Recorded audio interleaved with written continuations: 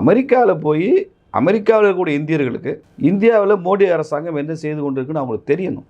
அவன் வந்து நீங்கள் வந்து இந்தியாவில் இருக்கக்கூடிய இந்தியன்ஸ் எல்லாம் நம்ம வாக்காளர்கள். அமெரிக்காவில் இருக்கிறவன் இந்தியாவின் தூதுவர்கள், அவங்க அம்பாசிடர்ஸ், அவங்க ஒவ்வொருத்தரும் கல்ச்சுரல் அம்பாசிடர்ஸ். பொலிட்டிக்கலாக நான் சொல்லலை, கல்ச்சுரல் அம்பாசிடர்ஸ். இந்த அரசாங்கம் என்ன செய்யுது, மக்கள் என்ன செய்கிறாங்க, எப்படி மக்களுடைய வாழ்க்கை மாறி இருக்குது இந்த 10 வருஷத்தில்.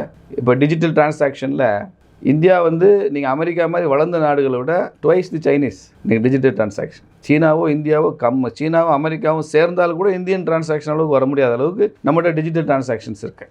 அப்போது நம்ம வெளியிருந்து பார்க்குறதுக்கு ஒரு இல்லிட்ரேட் கண்ட்ரி, இத்தனை கோடி ஏழைகள் இருக்கிற தேசம்னு சொல்கிறோம். ஆனால் இதெல்லாம் பாருங்கள், எங்கே இந்த இண்டிகேட்டர்ஸ்லாம் எங்கேயோ உச்சத்தில் போய் நிற்கிது.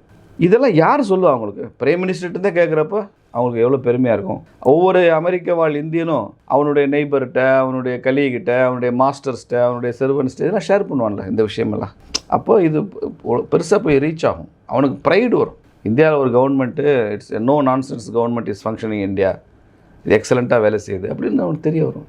அதாவது நாட்டுடைய மதிப்பு உயர்த்தி சொல்கிறதுக்காக அங்கே போய் பரப்புரை பண்ணுறோம். நிச்சயமாக பண்ணணும். ஆனால் இந்த அரசாங்கம் என்ன செய்யுதுமா அவங்களுக்கு சொல்லி ஆகணும். இந்தியர்களுக்கு அங்கே எவ்வளோ இந்திய தெரிஞ்சாகணும். பேப்பர் படித்து சோஷியல் மீடியா மூலமாகவே அவன் எல்லாத்தையும் அப்டேட் பண்ண முடியாது, மீடியா மூலம் பண்ண முடியாது. சரி, த எண்ட் ஆஃப் த டே அப்படின்னும் போது அவரும் ஒரு அரசியல்வாதி தானே, மோடி அவர்களும் ஒரு அரசியல்வாதி தான். அப்போ பரப்புரை செய்ய வேண்டியது வந்து அவசியம்னு நினைக்கிறீங்களா, இல்லை வந்து இது ஒரு அரசியல் ரீதியாக பரப்புரையாக செஞ்சுருக்கலாமே அப்படின்னு கூட தோணலாமே? பரப்புரை வேண்டாங்க. பரப்புரைன்றது எலெக்ஷனில் ஓட்டு கேட்குறது தாங்க பரப்புரை. இவர் அமெரிக்க வாழ் இந்தியர்கிட்ட ஓட்டு கேட்டு போலவர் இல்லை. நான் அந்த அமெரிக்க வாழ் இந்தியர்களும் அமெரிக்கனும் ஆஃப்டரால் இவரும் ஒரு அரசியல்வாதி தான், தன் அப்படியே சொல்கிறாரு அப்படின்ற மாதிரி எடுபடாதுன்னா நான் என்ன சொல்கிறேன், தேர்தல் நேரத்தில் தான் அரசியல்வாதியாக ஒருத்தர் இருக்கணும்.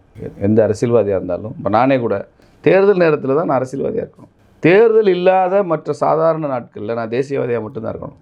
அப்புறம் அரசியல்வாதியாக இருக்கக்கூடாது. It is correct. மோடி தேசியவாதி, நேஷ்னலிஸ்ட், ஒரு அரசியல்வாதி இல்லை. பட் அரசியல்வாதியாக இல்லாமல் ஒரு தேசியவாதியாக இருக்க முடியாது.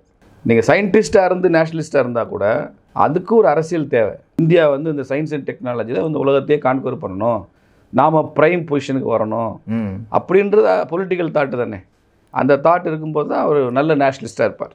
சரி, அப்போ வந்து எதிர்க்கட்சி தலைவர், அதாவது லீடர் ஆஃப் அப்போசிஷன் பார்லிமெண்ட் ராகுல் காந்தி அதே மாதிரி பல வெளிநாடுகளுக்கு போய் பல பேரை மீட் பண்ணி பலவிதமான செய்திகள். ராகுல் காந்தி அரசியல்வாதி இல்லைங்க, அது அரசியல் வியாதி. அவர் அரசியல் வியாதி. அங்கே போய் என்னென்ன பேசியிருக்காரு, இந்தியாவை எவ்வளோ லெட் டவுன் பண்ணியிருக்காரு, இந்தியாவோட மரியாதை எவ்வளோ குறைச்சிருக்காரு ராகுல் காந்தி. வெக்கம் கெட்ட அரசியல் பண்ணுறாங்க காங்கிரஸ் கட்சி. சீக்கியர்களை சுட்டி காமிச்சு இவங்க தலைப்பாயை கடிச்சிட்டு போக முடியாமல் இந்தியாவில் சுதந்திரம் இல்லைன்னு பேசுகிறேன். எந்த சீக்கியம் இந்தியாவில் சுதந்திரம் இல்லை? 10 வருஷம் பிரைம் மினிஸ்டர் இந்த நாட்டில் யார் வச்சுருந்தது?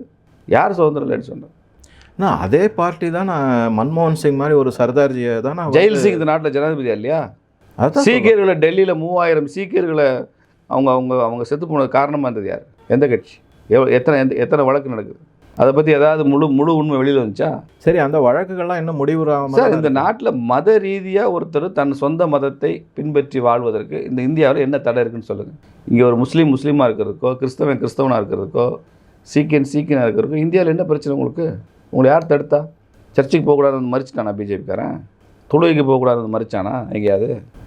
இல்லை மசூதியை மூடு, சர்ச்சை மூடுன்னு யாராவது பேசுனாங்களா இந்தியாவில்? நீங்கள் சொல்கிறது அரசாங்கமும் அப்படி செய்யவில்லை, பிஜேபி கட்சியும் அப்படி செய்யவில்லை.